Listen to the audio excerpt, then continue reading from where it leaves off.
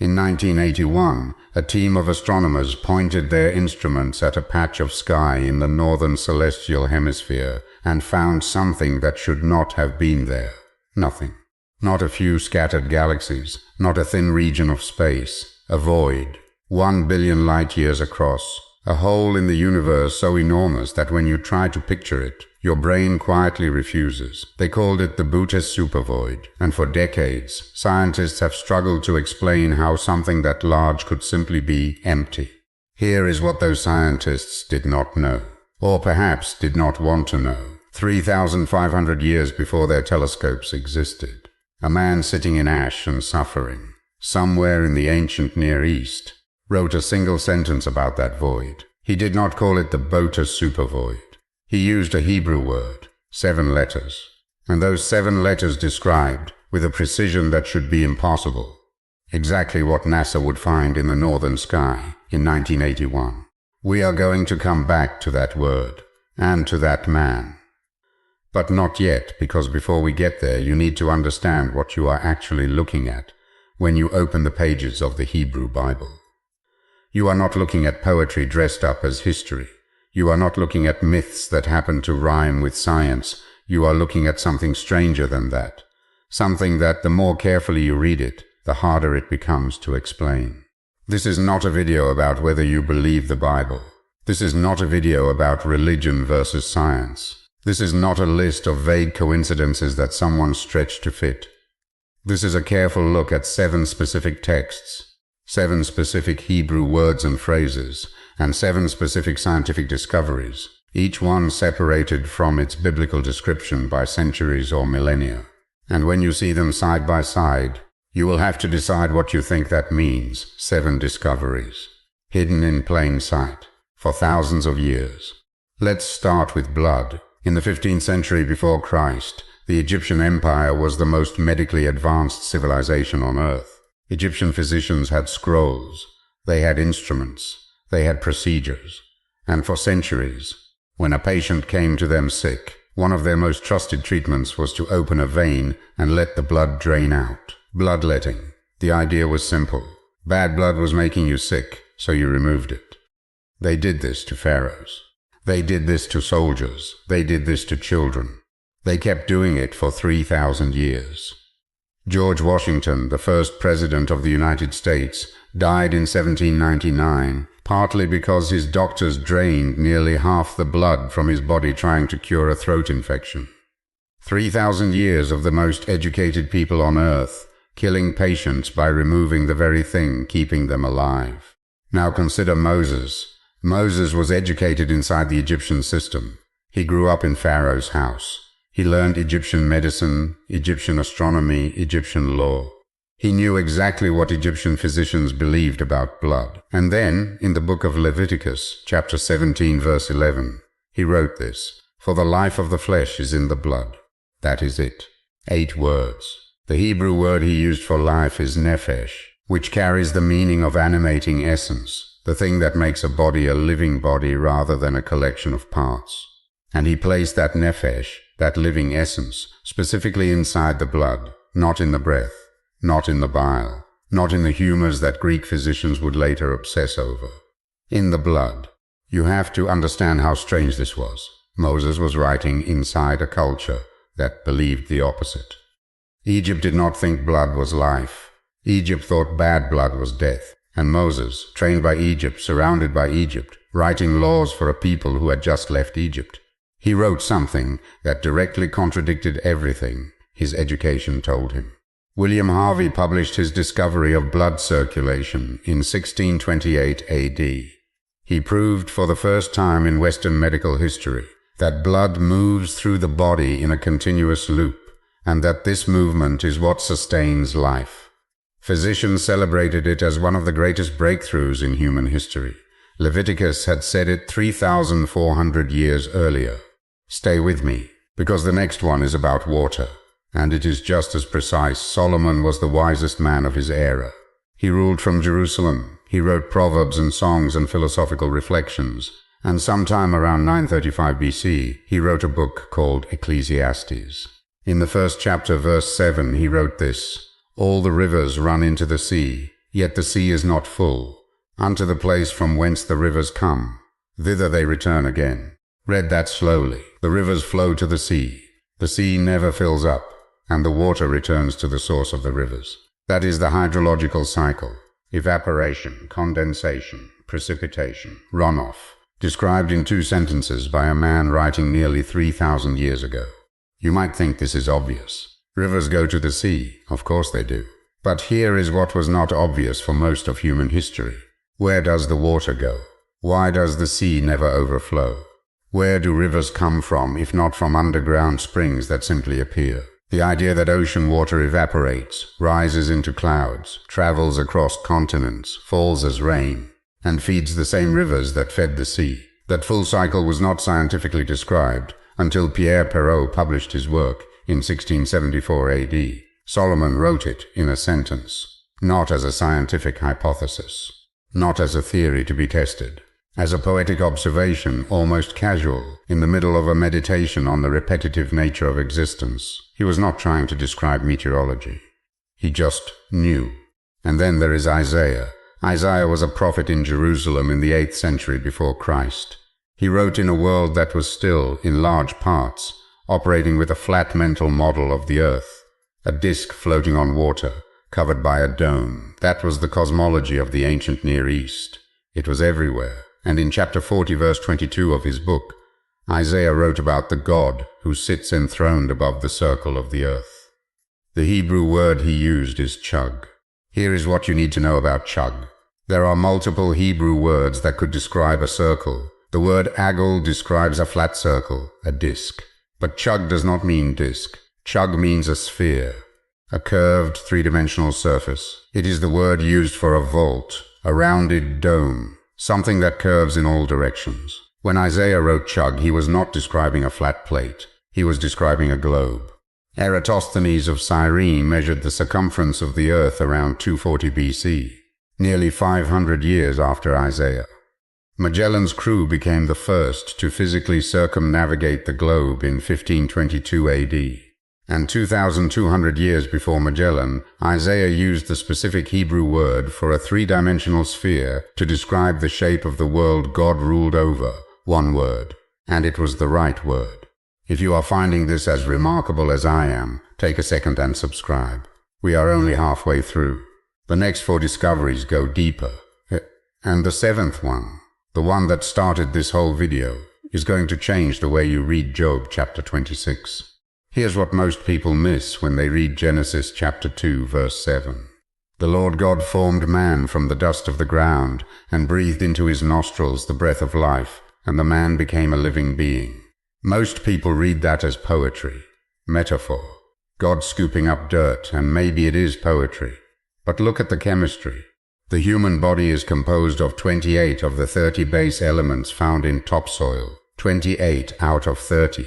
Calcium, iron, phosphorus, magnesium, potassium, zinc, copper, selenium, chromium. You name the mineral, and if you dig up a handful of earth and run it through a spectrometer, and then take a blood sample and run that through the same machine, you are looking at essentially the same list. You are not like dust. You are not made from something similar to dust. You are chemically and elementally dust. The periodic table does not lie. The Bible said it in 6 words, and the spectrometer confirmed it 3,000 years later. And then there is the ocean. Matthew Fontaine Maury was a United States Navy officer in the 19th century.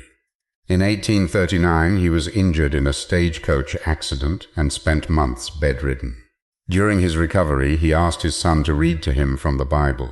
His son read Psalm 8, verse 8, a verse that describes the fish of the sea and the birds of the air, and then mentions, almost in passing, the paths of the seas. Maury stopped his son. He asked him to read it again, the paths of the seas. Maury had spent his career on the ocean. He knew that sailors struggled with unpredictable currents. Sometimes ships moved fast, sometimes they sat nearly still for days. If there were paths, fixed, reliable lanes in the ocean, that would change everything. He went back to his desk. He spent years collecting ship's logs, thousands of them, cross-referencing wind patterns and current speeds and water temperatures, and he mapped them. The ocean highways. the fixed currents that circle the Atlantic, the Pacific, the Indian Ocean. His book, The Physical Geography of the Sea, published in 1855, became the foundation of modern oceanography. Sailors began following Maury's lanes and cutting weeks off their voyages. He later said, "And I want you to hear this carefully. I am not ashamed to confess that I found my inspiration for the sea lanes in the 8th Psalm." A 3,000-year-old poem sent a 19th-century naval officer back to his desk to map the ocean, and the paths were exactly where the psalm said they would be. Pay attention to this next one, because it is not about a physical discovery. It is about mathematics, and it is hidden in the very first word of the very first sentence ever written in Scripture. Bereshit, that is the first word of the Hebrew Bible. It means in the beginning. 7 letters, and for centuries, Jewish scholars called it the most sacred word in all of Scripture, the word that begins everything. Modern mathematicians looked at Genesis chapter 1, verse 1, the full opening sentence. In the beginning God created the heavens and the earth, and counted. 7 Hebrew words, 28 letters, and when you add up the numerical values of every letter in that sentence, a practice called gematria, where each Hebrew letter carries a number, the total is 2,701. 2,701, that number is 37 multiplied by 73, 2 prime numbers. And here is the part that stops mathematicians cold. 37 and 73 are mirror images of each other.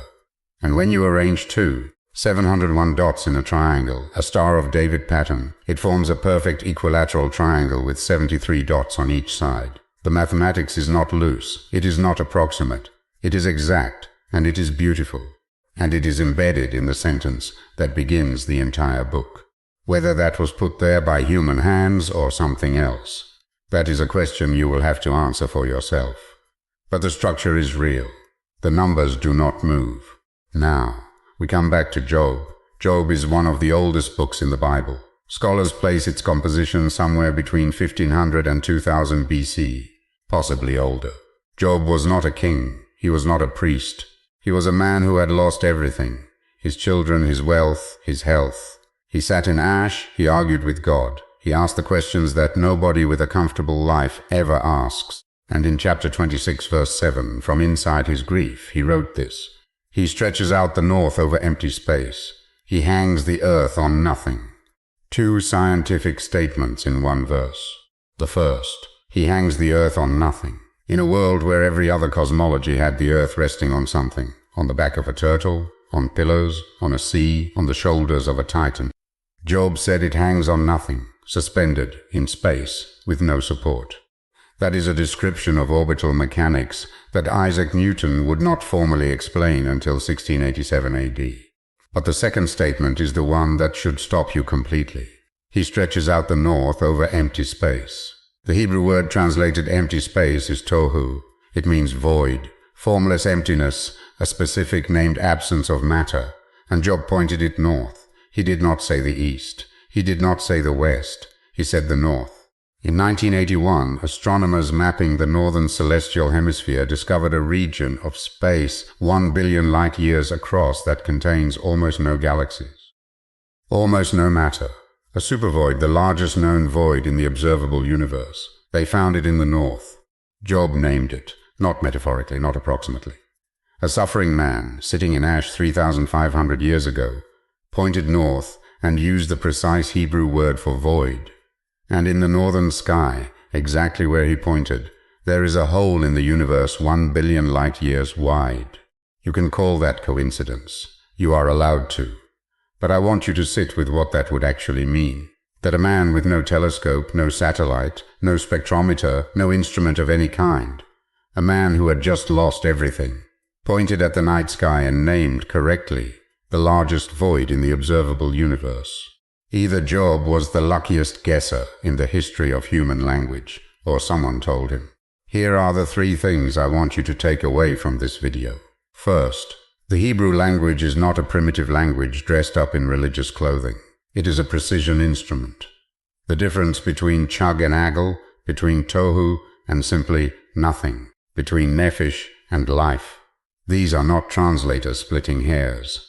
They are distinctions that matter scientifically, and the writers of Scripture chose the right word every time. Second, the knowledge encoded in these texts predates the science that confirmed it by centuries and in some cases millennia. Moses wrote about blood before Harvey. Solomon wrote about water cycles before Perrault. Isaiah wrote about a spherical earth before Eratosthenes measured it. Job named a cosmic void before a telescope ever pointed north. That pattern is not random. Patterns that consistent have causes. Third, Job was sitting in ash when he wrote it. He was not in a university. He was not in an observatory. He had lost his children. He was covered in sores. And from inside the worst moment of his life, he looked up at the night sky and described the universe with a precision that the 20th century would need billion-dollar instruments to confirm. If there is a God who speaks, and that is a question only you can answer, this is what it might look like when he speaks through grief. He does not always speak through comfort. Sometimes he speaks through the ash. I want to know which of these 7 discoveries hit you the hardest. Was it Job and the void? Was it Moses and the blood? Was it Matthew Maury reading a psalm and mapping the ocean? Tell me in the comments. I read every one. And if this made you see Scripture differently than you did 20 minutes ago, share it with one person who you think needs to see it. Not because you want to argue with them, because this belongs to everyone. The ancient Hebrew scribes buried these discoveries in their words for 3,000 years. You just found them. In 1981, a team of astronomers pointed their instruments at a patch of sky in the northern celestial hemisphere and found something that should not have been there. Nothing. You are not like dust. You are not made from something similar to dust. You are chemically and elementally dust. A 3,000-year-old poem sent a 19th century naval officer back to his desk to map the ocean, and the paths were exactly where the psalm said they would be. The ancient Hebrew scribes buried these discoveries in their words for 3,000 years. You just found them,